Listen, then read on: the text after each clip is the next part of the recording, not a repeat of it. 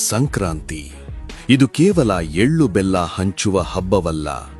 ಇದು ಭಾರತೀಯ ಸನಾತನ ವಿಜ್ಞಾನ, ಖಗೋಳಶಾಸ್ತ್ರದ ಅದ್ಭುತ ಸಂಗಮ ಮತ್ತು ಬ್ರಹ್ಮಾಂಡದ ವಿಸ್ಮಯ. ಇದರ ಹಿಂದಿನ ರಹಸ್ಯಗಳನ್ನು ಕೇಳಿದರೆ ಪ್ರತಿಯೊಬ್ಬ ಭಾರತೀಯನಿಗೂ ಹೆಮ್ಮೆಯಾಗುತ್ತೆ.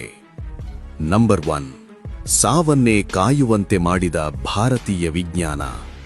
ಮಹಾಭಾರತದ ಪಿತಾಮಹ ಭೀಷ್ಮರು ಅರ್ಜುನನ ಬಾಣಗಳಿಂದ ಇಡೀ ದೇಹ ಜರಡಿಯಾಗಿದ್ದರು, ಹನಿ ನೀರಿಲ್ಲದೆ ರಕ್ತ ಸೋರುತ್ತಿದ್ದರು, ಬರೋಬ್ಬರಿ 58 ರಾತ್ರಿಗಳು ಪ್ರಾಣ ಬಿಡದೆ ಕಾದಿದ್ದರು.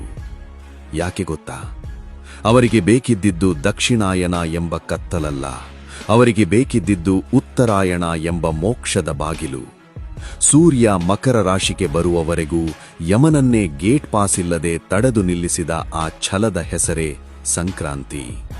ಸಾವನ್ನೇ ಗೆದ್ದು ನಿಂತ ಭೀಷ್ಮ ಕಾಯ್ದಿದ್ದು ಈ ದಿನಕ್ಕಾಗಿ. ಮಕರ ಸಂಕ್ರಾಂತಿ ಕೇವಲ ಹಬ್ಬವಲ್ಲ, ಅದು ಬೆಳಕಿನ ಪಯಣ. ನಂಬರ್ 2, ಇದು ಜಗತ್ತಿನ ಏಕೈಕ ಸೈಂಟಿಫಿಕ್ ಹಬ್ಬ. ಬೇರೆ ಹಬ್ಬಗಳಂತೆ ಇದರ ದಿನಾಂಕ ಬದಲಾಗಲ್ಲ. ಪ್ರತಿ ವರ್ಷ ಜನವರಿ 14 ಅಥವಾ 15ರಂದೇ ಈ ಹಬ್ಬ ಬರುವುದು ಒಂದು ವಿಶೇಷ. ಯಾಕಂದ್ರೆ ಇದು ಚಂದ್ರನನ್ನಲ್ಲ, ಸಾಕ್ಷಾತ್ ಸೂರ್ಯನ ಚಲನೆಯನ್ನೇ ಆಧರಿಸಿದ ಹಬ್ಬ. ಸಾವಿರಾರು ವರ್ಷಗಳ ಹಿಂದೆಯೇ ಟೆಲಿಸ್ಕೋಪ್ ಇಲ್ಲದ ಕಾಲದಲ್ಲೇ ಸೂರ್ಯನ ನಡೆಯರಿತಿದ್ದ ನಮ್ಮ ಋಷಿಮುನಿಗಳ ವಿಜ್ಞಾನಕ್ಕೆ ಒಂದು ಸಲಾಂ ಹೇಳಲೇಬೇಕು. ನಂಬರ್ 3, ಕಾಶ್ಮೀರದಿಂದ ಕನ್ಯಾಕುಮಾರಿವರೆಗೆ ಹೆಸರೇ ಬೇರೆ, ಉಸಿರೊಂದೇ. ಕರ್ನಾಟಕದಲ್ಲಿ ಸಂಕ್ರಾಂತಿ, ತಮಿಳುನಾಡಿನಲ್ಲಿ ಪೊಂಗಲ್, ಪಂಜಾಬ್ನಲ್ಲಿ ಲೋಹರಿ, ಗುಜರಾತ್ನಲ್ಲಿ ಉತ್ತರಾಯಣ್. ಅಷ್ಟೇ ಅಲ್ಲ, ಬಾಹ್ಯಾಕಾಶದಿಂದಲೇ ಕಾಣುವ ಜಗತ್ತಿನ ಏಕೈಕ ಮಾನವ ಸಮೂಹ ಕುಂಭಮೇಳ ನಡೆಯುವುದು ಇದೇ ಸಮಯದಲ್ಲಿ.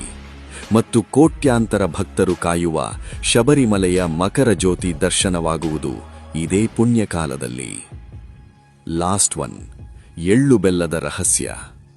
ನಾವು ಎಳ್ಳು ಬೆಲ್ಲ ತಿನ್ನುವುದು ಕೇವಲ ರುಚಿಗಲ್ಲ, ಇದು ಚಳಿಗಾಲಕ್ಕೆ ದೇಹಕ್ಕೆ ಉಷ್ಣತೆ ನೀಡುವ ನ್ಯಾಚುರಲ್ ಇಮ್ಯುನಿಟಿ ಬೂಸ್ಟರ್. ಒಳ್ಳೆಯದನ್ನೇ ಹೇಳು ಎನ್ನುವುದು ಮನಸ್ಸಿನ ಆರೋಗ್ಯಕ್ಕಾದರೆ, ಎಳ್ಳು ತಿನ್ನುವುದು ದೇಹದ ಆರೋಗ್ಯಕ್ಕೆ.